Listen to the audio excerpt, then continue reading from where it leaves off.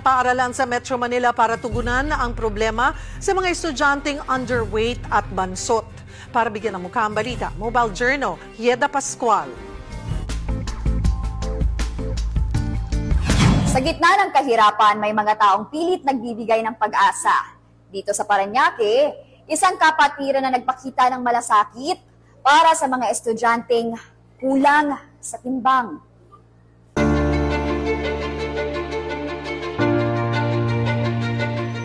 August 18, sinimula ng Triskelion Alumni of Parañaque at Unified Triskelion of San Dionisio ang Project Busog Bata 60-Day Feeding Challenge, kung saan magbibigay sila ng libreng pagkain sa mga underweight students ng Parañaque Elementary School Central. Nag-come up kami ng magandang ideya na magkaroon nga ng feeding program noon. Mag-focus naman tayo sa mga bata. Marami kasing batang nagugutom doon at sa tingin namin na hindi sila makapag-participate na maayos sa kanilang school kung sila ay laging nagugutom. Si Ma'am Cherlina ang kanilang katuwang sa paaralan sa pagbibigay ng mga pagkain sa mga estudyante. Sinasala kasi nila kung sino yung mga higit na nangangailangan. Kinder to grade 5 po. Sala na yan po na pili sa DSWD. Sa mga chairman, pili na yan sa kanila kasi tinimbang po namin sila bawat room. Nasa 100 to 200 na mga estudyante ang kanilang napapakain. Bukod sa mga bata, masaya at nagpapasalamat din ang mga magulang sa tulong na hatid nila.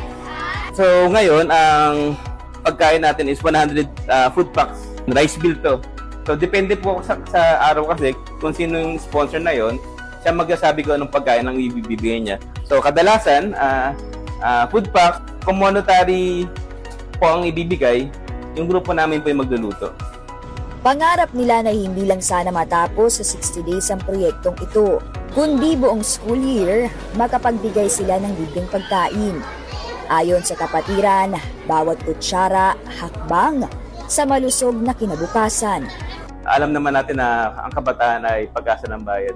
So kami sa aming grupo sa TAUP, sa Unified San Dionisio at sa mga community-based chapter na kasama pa namin, ganoon na rin sa mga private company sponsors. Baka mayroon pa po sa inyo na gustong sumama sa aming programa para matulungan natin itong mga bata na to habang sila ay nag-aaral.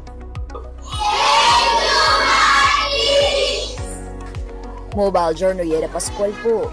Hatid ang mukha ng balita.